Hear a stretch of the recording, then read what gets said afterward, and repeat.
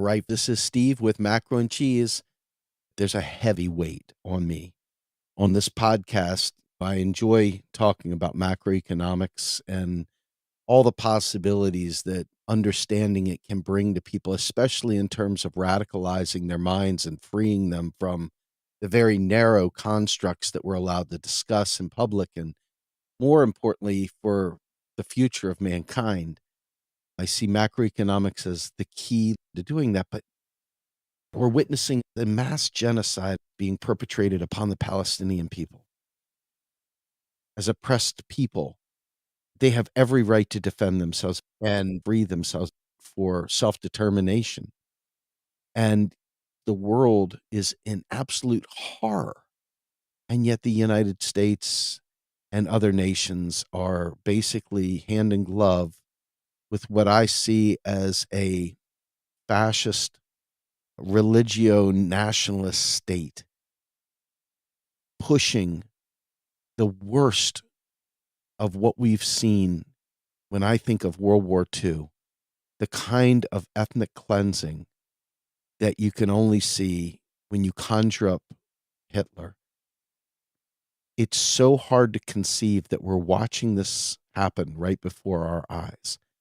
And so it was very hard for me to find a way to talk about economics with this going on.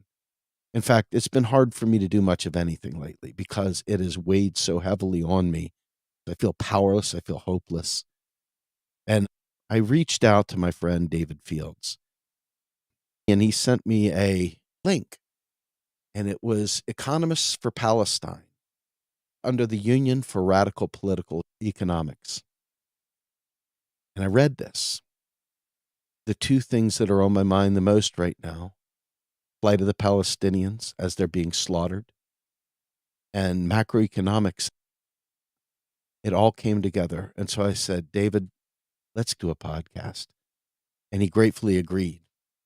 For those of you who don't know who David is, David Fields is a political economist from Utah. His work centers on the intricacies concerning the interactions of foreign exchange and capital flows with economic growth, fiscal and monetary policy, and distribution, whereby critical attention is paid to the notion of endogenous money.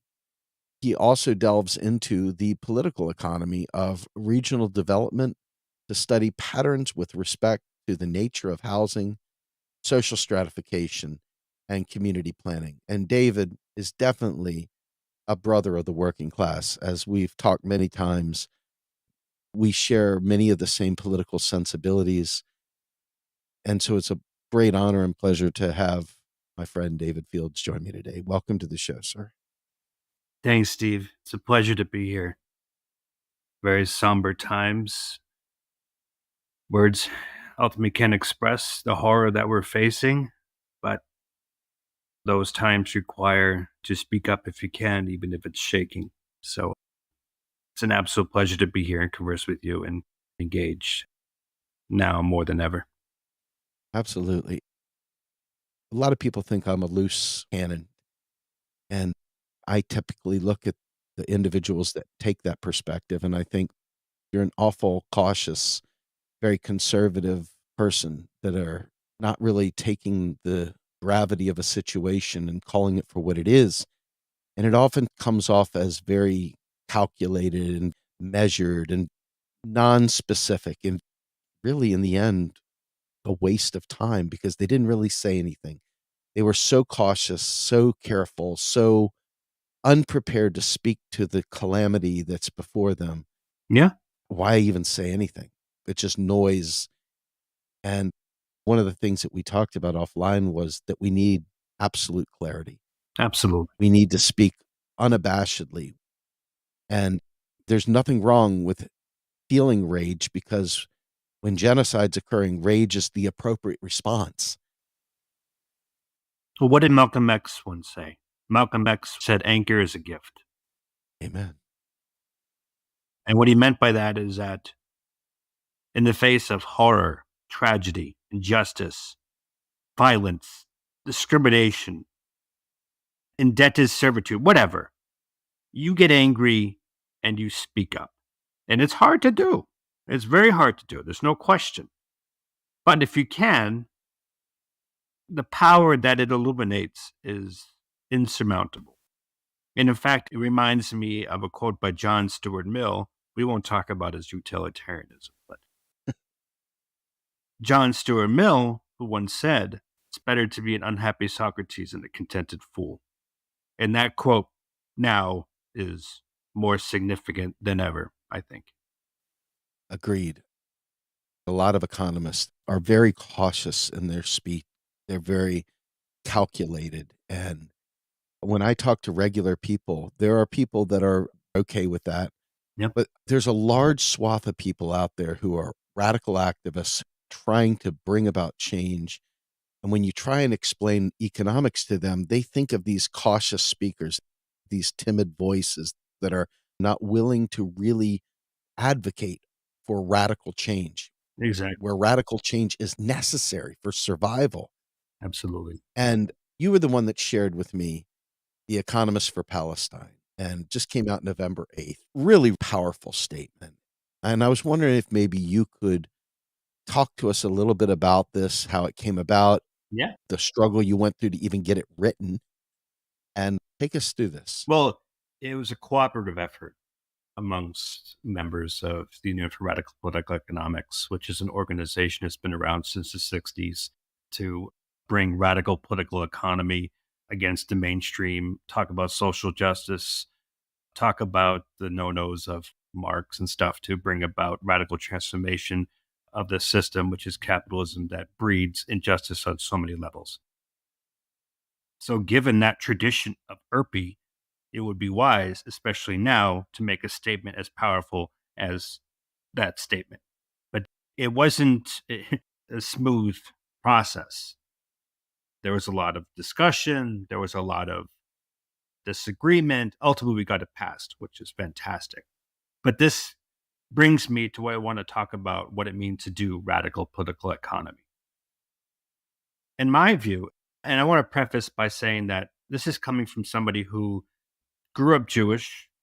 I was actually deeply wedded in a Jewish socialist tradition called Bundism, which is peace, justice, radical organizing. I can talk about more of that later, but that's where I'm coming from. So if somebody were to tell me you're anti Semitic for saying that things, well, thanks. I'm a self hating Jew. Awesome. But that said, let's go back to what it means to do radical political economy. To do radical political economy, that means you stand up against injustice anywhere and everywhere. There's no picking and choosing. It means theory and praxis.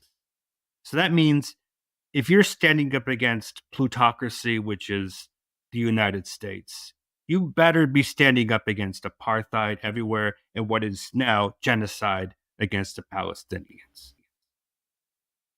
I'm sorry. You can't just say, well, I'm going to pick here and then go about my business and sit in my armchair and write about it. No, you do it. Because if there's no doing, then what's the damn point? You just sitting there like, well, I'm a socialist in name. Yeah, in name, but without praxis, you're a fool.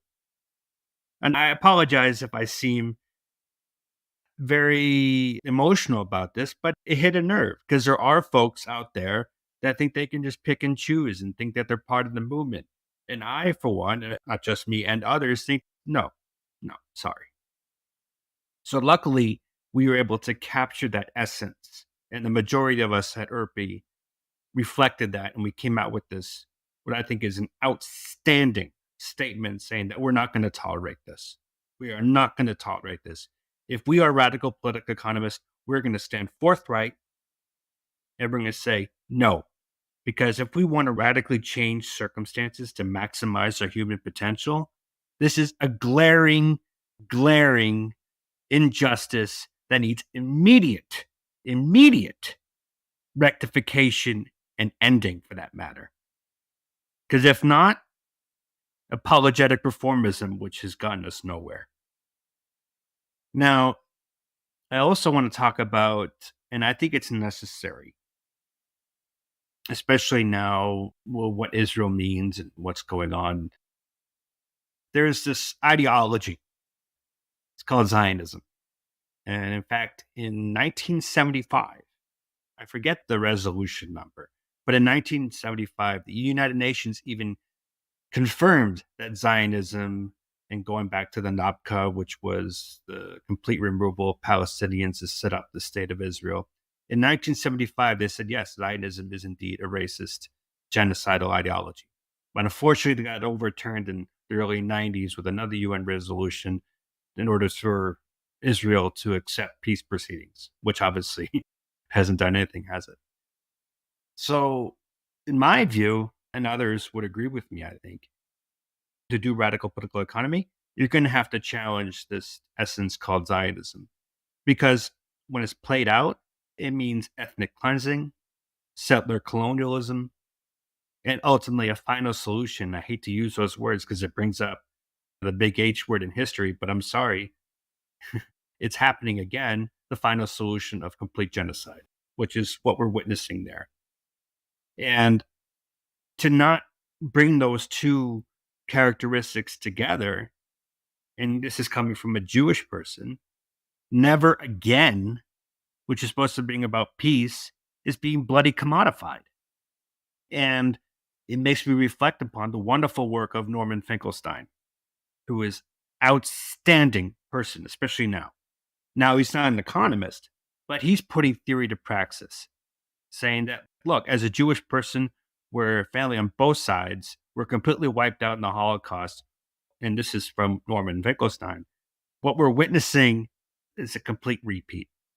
And as a radical political economist, how can you not take heed of what Norman says and just say, well, I'm just going to focus on inequality and that's it? To me, that's bloody nightmarish. And I apologize for using bloody given the circumstance, but it's upsetting. You're fine. Why don't we take a second and read Yeah. what this actual letter, the Economists for Palestine, says? Okay. So, Economists for Palestine by the Union for Radical Political Economics. We stand in unwavering solidarity with the Palestinian people.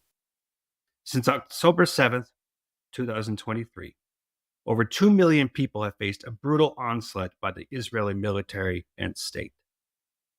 They have been forced to flee with nowhere to go, as their homes, their shelters, evacuation routes, border crossings, hospitals, places of worship, and entire neighborhoods are wiped out by a constant bombardment of bombs and guns.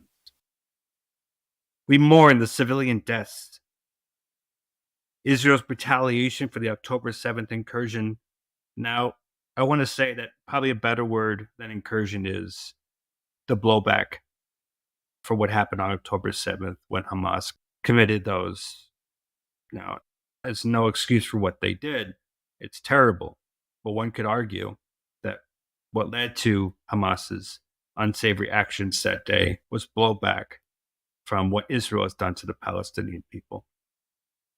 More than 8,000 people, in fact, today, based on UN numbers, if I remember, over 10,000 Palestinians have been killed, half of which are children. So since the NAPCA 75 years ago, which was the removal of Palestinians, what the area now known as Israel, to set up the state of Israel, the Palestinian people have endured profound suffering, forced displacement, a brutal 16 years long inhumane siege and blockade of Gaza. Human rights organizations have characterized Gaza and the West Bank, for that matter, the largest open-air prison in the world. We also condemn the role of the U.S. state in supporting the ongoing siege in Palestine, its support for the horrors inflicted on the Palestinian people, and its refusal to support a humanitarian ceasefire. It is thus imperative that we do not turn our backs on the devastating impact of this violence. The fight for Palestinian liberation and a fair and enduring peace in the region is intricately linked with the liberation and resistance effort spearheaded by indigenous, colonized, and oppressed communities historically and worldwide, which is the utmost importance of doing radical political economy, is sharing consciousness with those marginalized groups. We stand in support of efforts by the Palestinian people to sustain themselves economically through control over their land and their labor. We stand in solidarity with the anti-Zionist Jewish communities that have been raising their voices against the carpet bombing of Palestine, for the liberation of the Palestinian people, and who are working for a just, equitable, durable peace. And I want to note that a wonderful organization in particular is a Jewish Voice for Peace. Highly recommend people checking that group out. We urgently call for 1, an immediate ceasefire, 2, immediate restoration of food, fuel, water, and electricity, not just in the Gaza Strip, but for all of Palestine. Cessation of all settlement activity and disarmament of all settlers, which has been the ethnic cleansing prior to this genocide, which has been ongoing, especially in the West Bank. Immediate delivery of humanitarian aid on the scale that's necessary and required given the situation. Respect to the Geneva Conventions by all parties concerned. An end to the apartheid and strident moves toward a democratic future for all people, not just in the region, but globally, for that matter, regardless of race, religion, gender identity, and certainly nationality. In addition, we strongly uphold the principle of academic freedom, which has been under attack nowadays for any mention or any criticism of Zionism, the state of Israel, immediately brings up thoughts of anti-Semitic. And as a Jewish person myself, I can play is utter ridiculous because Zionism is not Judaism. Israel does not ultimately represent Judaism. Now, that's not from URPE, that's from myself, but I think it's worthwhile to mention that. Especially in the light of the current global climate where individuals and educational institutions worldwide face termination, doxing, harassment for speaking up against these atrocities, and in support of the Palestinian population. Neglecting this commitment will be an utter betrayal of not just doing radical political economy, but our scholarly and moral obligation. In solidarity, the Steering Committee of the Union for Radical Political Economics, 8 November 2023. Yeah, that's some powerful stuff.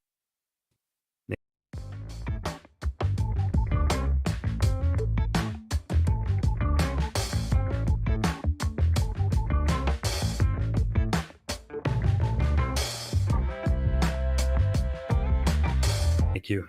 And thank you on behalf of all URPE members who contributed to this. It's a powerful statement, and I hope it spreads like a wildfire. When I think about political economy, it's hard for me to see the two measured up together. When we talk about austerity and scarcity, Yeah. let's look at the weapon of economic warfare being used against the Palestinians right now. The real resources that political economy allows us to gain access to is completely stripped from them. They're trapped. Yep. So help me understand the relationship of radical political economy and Palestine in this sense. For sure. It goes back to the point that we mentioned in the statement about the largest open air prison. It is. When you're in prison, you're given nothing, maybe a pittance to survive. And that's what Palestine is nowadays.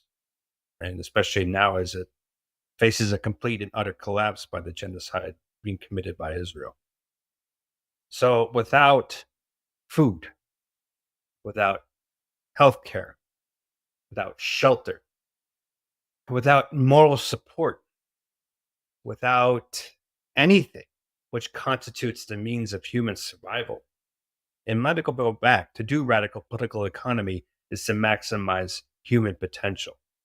So how and what's happening right now with respect to Palestine, maximizing human potential. In fact, it's the complete opposite. It's decimating it to the highest degree. Therefore, fostering a complete contradiction of building the necessary capacities for not just human survival, but for reaching their full potential. What's happening is an indictment of that, a complete contradiction, opposite. And if we, as radical political economists, don't reflect on that and just choose to ignore it or not to say anything about it and talk about the characteristics of what led to that, then what are we doing? What are we doing? Like I said before, oh, I'm a radical political economist, but I'm just going to focus on social stratification in some remote part of Canada. Sorry, Canada, for making fun of you, but it's inhumane. It's outrageous. It's hypocritical. It's blasphemous, I think is the appropriate word.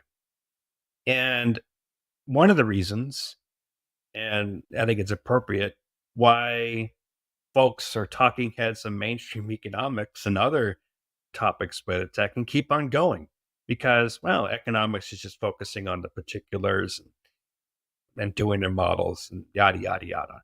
So you want to understand why the culturalist and culturally imperialist dogma about rationalizing all sorts of injustices go on?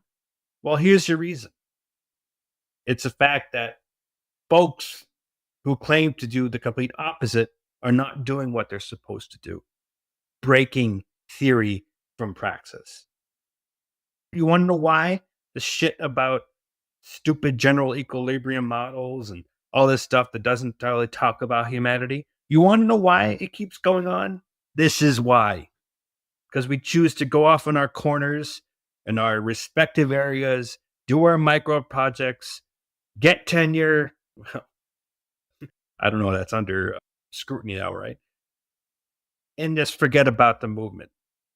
And I call bullshit because it really questions, what are you here for? You say you're against this. You say you're anti mainstream. You say that you're here for humanity and bringing social justice. Well, where were you? Where were you when this genocide started to happen? Oh, no, no, you have to respect Judaism and Zionism. And I'm like, come on, stop it, stop it, stop it. And I apologize if I sound very distressed, but it's distressful to me as someone who likes to consider himself as a radical political economist, socialist, you name it, because this is complete opposite of what that constitutes. Well, the orthodoxy that has control has made it so that people are terrified to speak their truth. Exactly. They're terrified because they'll lose their job. They'll lose their place. The media won't use them as a talking head for economics anymore, or they won't get invited to Harvard again. Yeah. They will no longer be advising politicians. They will be on the sidelines writing blogs. Yep. Ultimately, the threat that they use of excommunication, I know. separating you from your career, is very real. And I've seen that, especially working in this heterodox space as an activist. Yeah. Talk to me a little bit about how they leverage these tools to keep you guys quiet. Well, first, that's a whole discussion in and of itself as to why the heterodoxy or alternative economics, radical political economy can't get to the main stage. I mean, that's a whole discussion in and of itself that's been going on for years because we talk about the things you're not supposed to talk about, like class, race, gender, other sorts of social location, which give rise to vast amounts of inequity. So that's the reason you won't see any of us on CNBC or, well, there have been a couple, but you know what I mean. But I think now more than ever, it's going to do that even more. And it's a tough situation to be in. Joan Robinson once said it's better to be exploited than not, or don't bite the hand that feeds you. But if that hand is to do your work as a proclaimed radical political economist doing heterodoxy, what do you do? And that's an indictment of, I guess, academia or discourse or knowledge creation. altogether in and of itself, which is a discussion to be had. If that can't be fostered, then we really have to start to question institutions that propagate the system that we're unfortunately minions to, and that's capitalism. Which goes back to my point before that you got to try. I know it's hard. You don't want to be sent to the House of Un-American Activities, right? Didn't go away. I'm still here. You don't want to be sent there, but at the same time, you want to do your work that you claim to be committed to. It's very tough. And maybe I should take a step back and say, well, the folks that aren't doing theory and praxis, because that fear is real. And for that, it's deeply sorrowing. But in that case, it requires more reflection of how can you still do it given that constraint. But unfortunately, from what I've seen, those discussions are very minimal. And that's not right. They need to be maximum. So if we are stuck in that pigeonhole, if we can't talk about linking stratification in Arkansas with genocide in Palestine, then what's the point? So we have to talk about how we can link those and how to expand our praxis. So what we're doing, what we're saying we're doing, is in essence what it's supposed to be. Because if you don't have those conversations, you're just letting the system proliferate and you're just another cog. And I hate to be indicting many of my comrades.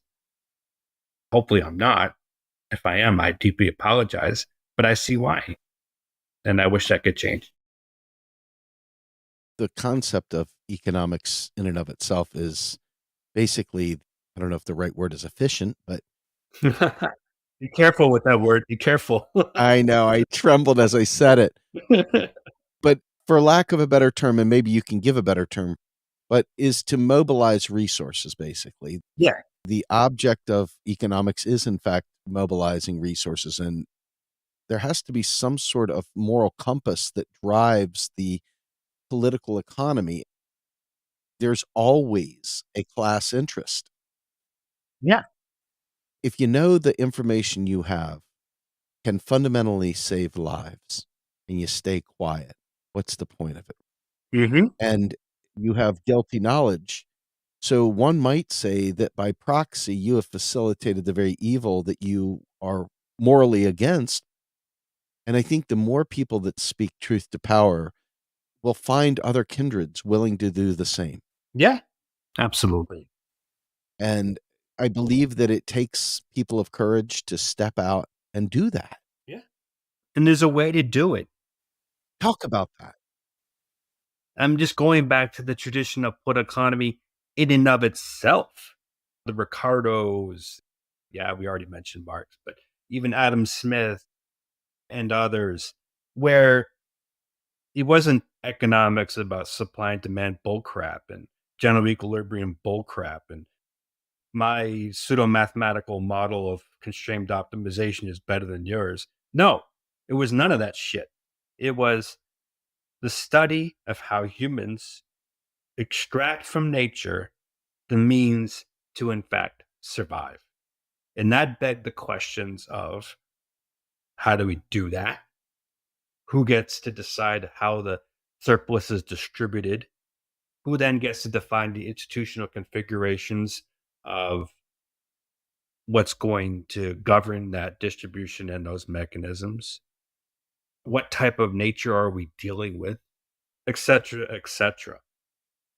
So it's going back to classical political economy, which dealt with those questions and using that as the means to then do what we're supposed to as radical political economists, bringing theory to radical change and ending all sorts of systems of oppression, injustice, etc.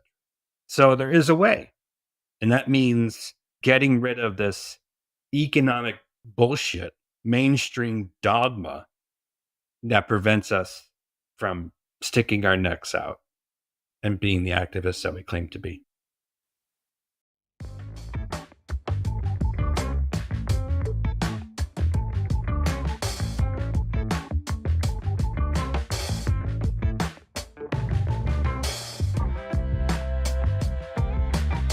When you think about the framing of the end of history, Oh, be careful. No, no, no, no, no, no, no, no, no. I don't want, what was his name who wrote that book, The End of History? Fukuyama. Yeah, yeah, yeah. Let's not go down that route. Well, I'm only stating it from a No, standpoint no, for of sure. I was just poking fun. when you think about the fact that Marx spoke on international political economy regarding this, Fukuyama wrote about it as well.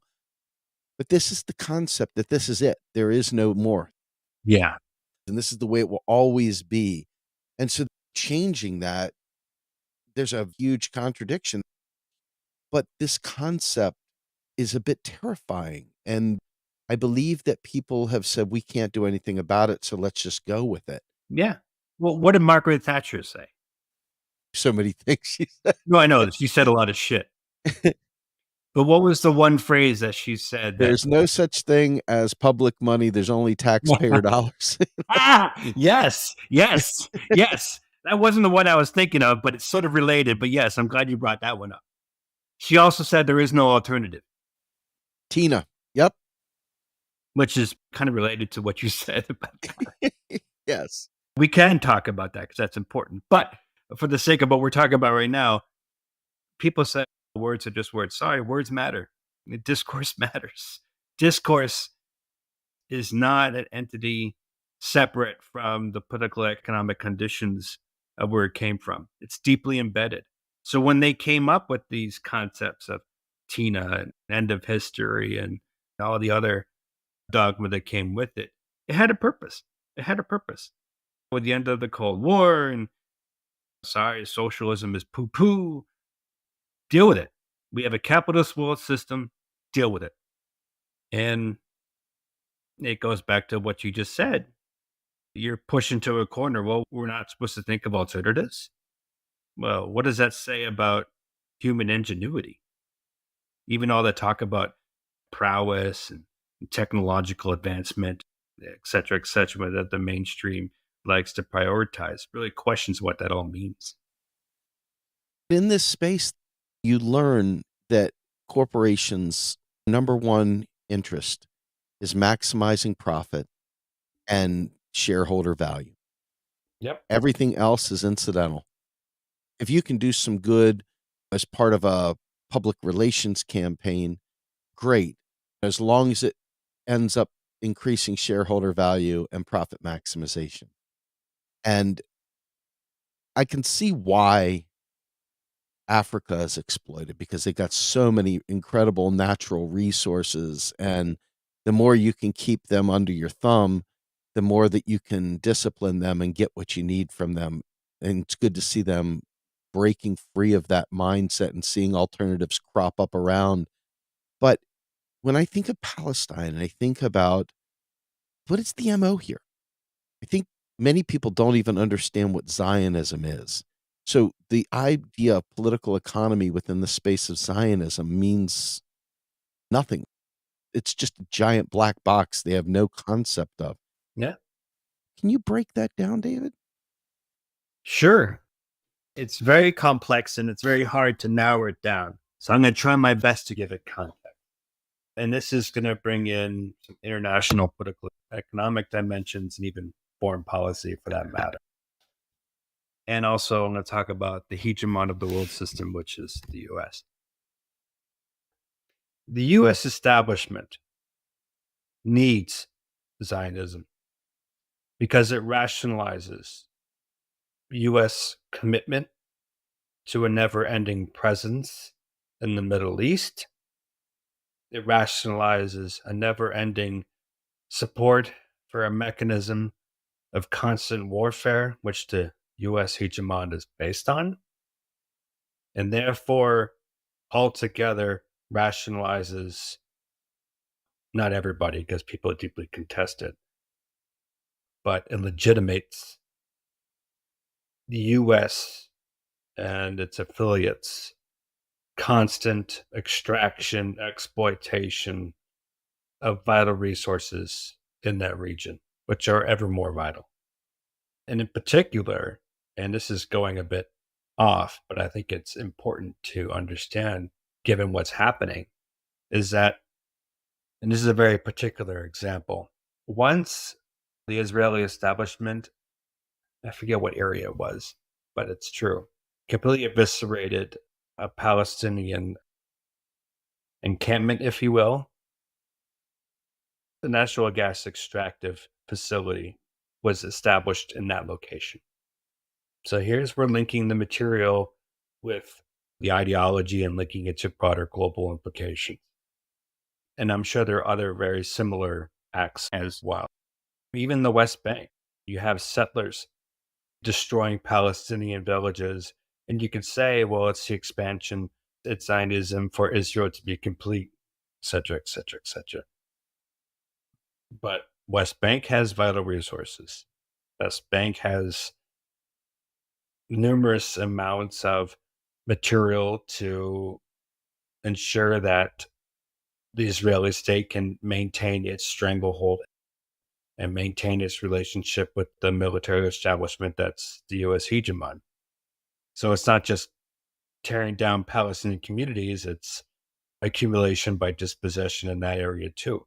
But this is altogether an embodiment of what the capitalist world system is requiring a dominant force and having currents under that dominant force and using whatever ideologies to allow for constant destruction of groups of people considered less, to destroy them and take their resources and keep the profits going.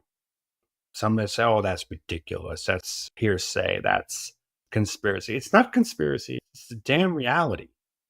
It's very similar to the white man's burden of decades ago to rationalize colonialism. Zionism is the rationalization of modern day colonialism. And that's it.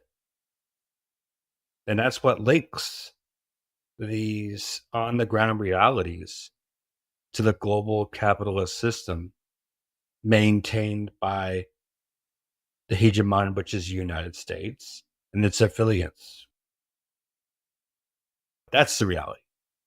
And that's how we link it up. So again, goes back to my original point that if being against capitalism is the ultimate goal to radically transform it, end it, etc., of what constitutes radical political economy, you best be doing an analysis of how to link Zionism, which is a genocide ideology, and even the Jews of the 19th century of the Bundist movement and their critique of Theodor Herzl mentioned that this is complete and utter disgrace and essentially amounts to colonialism, which is what's happening throughout the 19th century.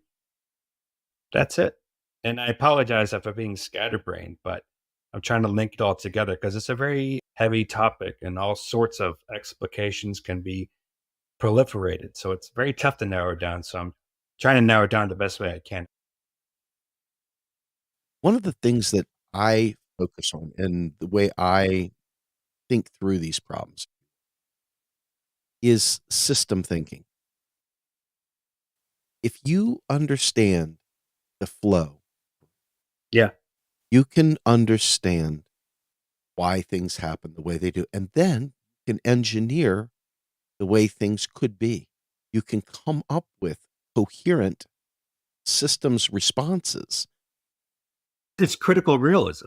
Absolutely. Critical realism, the essence of critical realism is first knowing that reality is not some aura perceived characteristics of which we cannot find a unifying essence. So it's just assuming that positivism, what's there is there, and that's it. Well, to me, that sounds scientific. Science, which is the understanding of what the hell we're doing here and what does this all mean and how can we change it or do things with it, is knowing first and foremost that there are hidden things that we can't see. So we first understand that there are underlying relations which give rise to manifest phenomena. So if we can take to heart that there are underlying relations which give rise to manifest phenomena, what we see on the surface, that gives us the capacity to facilitate those systems like you talked about and facilitate the necessary solutions which go about doing what we can for the better. If we just rid ourselves of saying that such critical realism is non existent, then the ability to have that system thinking, which you mentioned, would not be possible, in my view. It's extremely powerful to me. It makes logical sense. It's the observable praxis of your thoughts. Yep. This is the manifestation of all that deep thought coming into being. And Yeah. I am not fluent in the history of Hamas, Israel, and Judaism. Okay, you're a Voracious good reader. mensch, as we say in Yiddish. I try to be. As a non-Jew, up until this time, I had walked on eggshells over these subjects. Yeah. And I became so consumed with this atrocity and feeling tremendously powerless. Yeah. The only weapon at my disposal is a microphone. That I wanted so badly to talk about this with somebody, and it just happens to be that you're Jewish. I didn't know that.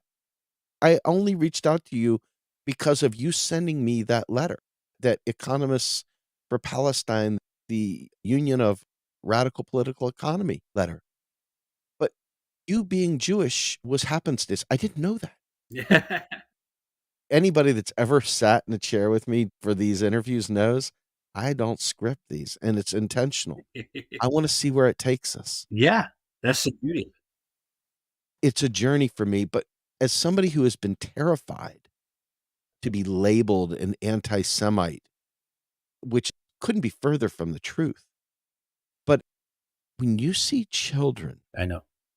buried under a building in their bed still, crushed by a building that was bombed in the middle of the night, if you can just keep on with your day like nothing happened, we've lost it as a society. That just really bludgeoned my heart and soul. Yeah. Help me understand as a goy, as a non-Jew, how this anti-Semitism weapon, there's a real thing here, and I can see it. It's not hard to see anti-Semitism. No, anti Semitism is real. There's no question.